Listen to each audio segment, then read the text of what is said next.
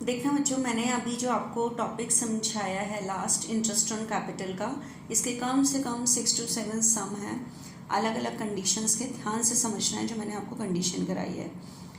A and B are partner sharing profit and loss in the ratio of 3:2 with a capital of rupees 2 lakh and 1 lakh respectively.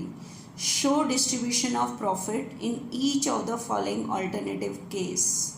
Her case में आप profit distribute करो। That means we have to maintain the profit and loss appropriation account. ठीक है, आपके पास line से case दिए हुए हैं जो मैंने आपको 5 कंडीशन बताई हैं। फर्स्ट कंडीशन, सेकंड में 3 थी, फिर लास्ट कंपल्सरी वाली, टोटल 5 हो गई।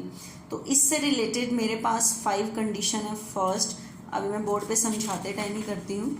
उसके बाद फर्स्ट के बाद सेकंड, थर्ड, फोर्थ, फिफ्थ। ठीक है, हर केस से मैं आपको करके दिखाती हूँ, फिर हम आगे का टॉपिक क्लियर करेंगे। ठीक है, अच्छा देखना है एक बारी।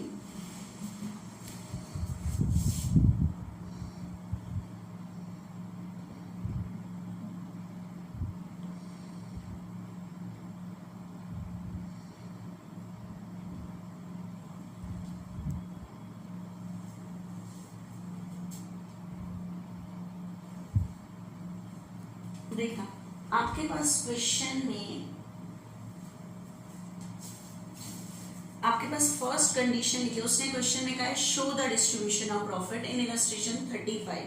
इसके अंदर फर्स्ट कह रहा है, फर्स्ट कंडीशन है केस फर्स्ट। केस फर्स्ट में कह रहा है if partnership deed is silent, if partnership deed is silent as to interest on capital and profit for the year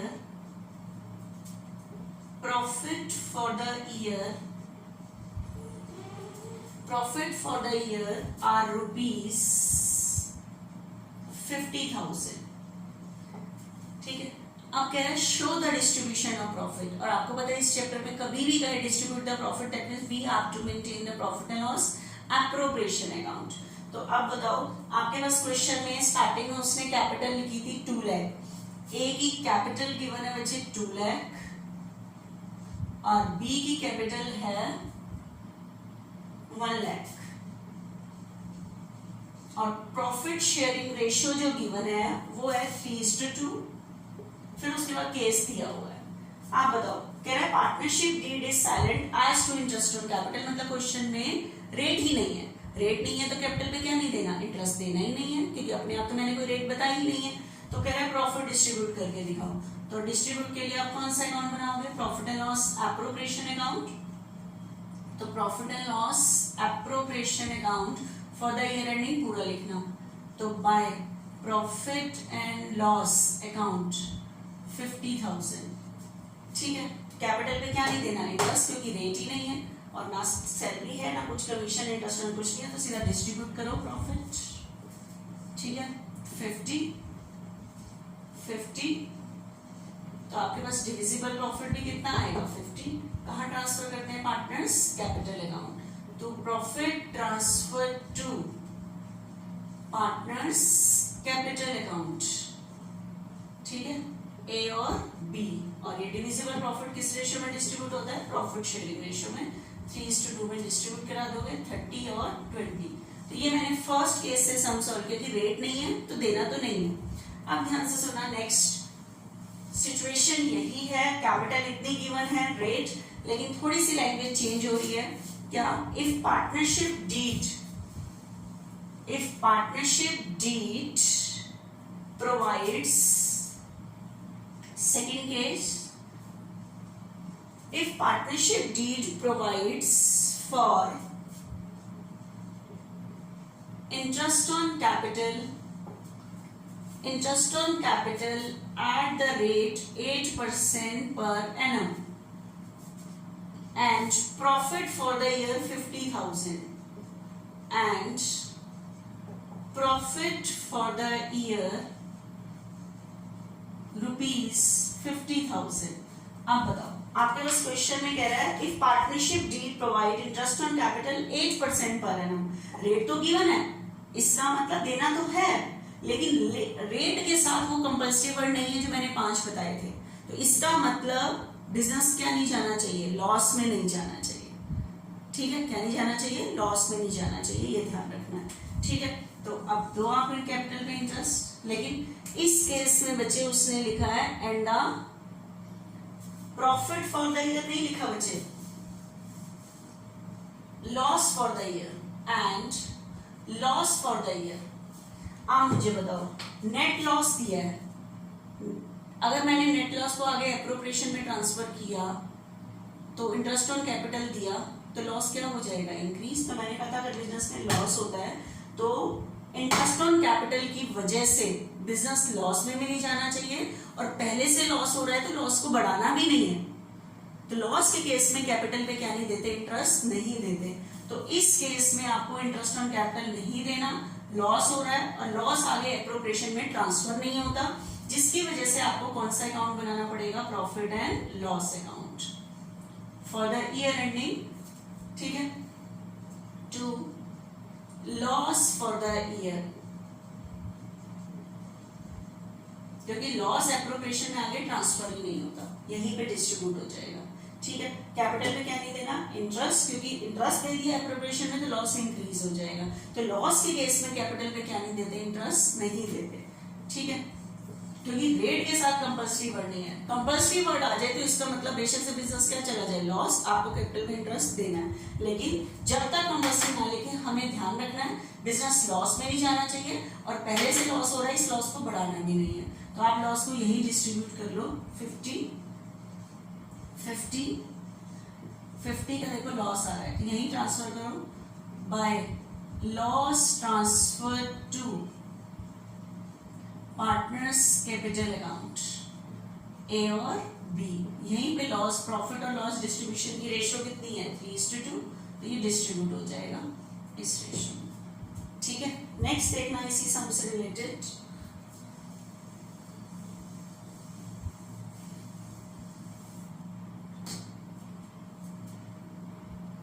उसके बाद बचे नेक्स्ट आ रहा है प्रॉफिट की जगह, लॉस की जगह लिखा हुआ है प्रॉफिट, लेकिन रेट के साथ कंपल्सरी वर्ड तो है नहीं, तो इसका मतलब बिजनेस क्या नहीं जाना चाहिए, लॉस में नहीं जाना चाहिए। मतलब इंटरेस्ट जितना दे सकते हैं उतना दे दो, लॉस में नहीं जाना चाहिए। तो देखना एप्रोप्रिएशन अकाउंट बनाएंगे, क्योंकि क्वेश्चन में प्रॉफिट है, profit and loss appropriation account by profit and loss account 50, और इंटरेस्ट ऑन कैपिटल की रेट है 8%, तो ए का इंटरेस्ट ऑन कैपिटल 2 लाख पर 8% 16,000, बी का इंटरेस्ट 1 लाख पर 8% 8,000। तो बताओ थर्ड कंडीशन, प्रॉफिट ज्यादा है और इंटरेस्ट कम है, तो दे देंगे 2 इंटरेस्ट ऑन कैपिटल ए और बी, 16 इसको दे देंगे, 8 इसको दे देंगे, तो टोटल कितना दे देंगे 24। ठीक है, देखो बिजनेस लॉस में थोड़ी है, प्रॉफिट ज्यादा है तो थर्ड कंडीशन देंगे, if profit is more than the interest, profit ज्यादा है इंटरेस्ट कम है तो दे देंगे। ठीक है, 50 50 26। ठीक है, 2 profit transfer to partners capital A और बी, किस रेशियो में डिस्ट्रीब्यूट करोगे, 3:2, क्योंकि ये प्रॉफिट है, डिविजिबल प्रॉफिट है, 3:2 रेशियो में प्रॉफिट जो रेशियो है उसी रेशियो में बांट दोगे। नेक्स्ट देखना एक बार नेक्स्ट कंडीशन, उसके बाद आपके पास नेक्स्ट क्वेश्चन में गिवन है प्रॉफिट इज 15,000, रेट है 8%, मतलब देना तो है, लेकिन क्या ध्यान रखना है, रेट के साथ अगर कंपल्सरी वर्ड नहीं है तो बिजनेस लॉस में नहीं जाना चाहिए। आपका लॉस हो रहा है तो बढ़ाएंगे भी नहीं लॉस को। तो आपके पास क्वेश्चन में प्रॉफिट है तो एप्रोप्रिएशन अकाउंट तो बनाएंगे, profit and loss appropriation account by profit and loss account 15। अब बताओ इंटरेस्ट ऑन कैपिटल का टोटल कितना है 24 और प्रॉफिट कितना अवेलेबल है 15, अगर मैंने यहाँ इंटरेस्ट पूरा दे दिया तो बिजनेस क्या चला जाएगा, लॉस। और मैंने कहा था खाली रेट लिखा और कंपल्सरी ना हो तो हम अपने बिजनेस को लॉस में नहीं ले जाते। कहां तक देते हैं, up to the limit of profit, profit की लिमिट तक देते हैं, जिससे हम कहते हैं एप्रोप्रिएशन ऑफ प्रॉफिट, कि जितना प्रॉफिट अवेलेबल है वहां तक देना आप, ठीक है। 2 इंटरेस्ट ऑन कैपिटल। लेकिन अगर मैंने इसको 16 और 8 पूरा दे दिया तो बिजनेस क्या चला जाएगा, लॉस में। लॉस में तो ले ही जाना है, कोई कंपल्सरी वर्ड नहीं है। तो आप इंटरेस्ट दोगे up to the limit of profit, की प्रॉफिट की लिमिट तक, नो प्रॉफिट और नो लॉस की situation, this is called appropriation of profit. की interest will be allowed out of profit, कि प्रॉफिट है सिर्फ उतना देना, ठीक है, प्रॉफिट में से ही दिया जाएगा, ज्यादा से नहीं है तो नहीं दिया जाएगा, ठीक है। तो लेकिन अब बात आ रही है कितना ए को दें और कितना बी को। तो ये इनका एक्चुअल इंटरेस्ट है, इसको काट के जो रेशियो करेगी 16 और 8 2:1, तो 15,000 जो टोटल इंटरेस्ट दे रहे हो 2/3, 10,000 इसको इंटरेस्ट दिया जाएगा, 5 इसको दिया जाएगा, जबकि एक्चुअल देना था 16। देखो कितना मिल रहा है 10, क्योंकि प्रॉफिट कम है। इसको मिलना था 8, मिल कितना रहा है 5, तो up to the limit of profit, ठीक है। नेक्स्ट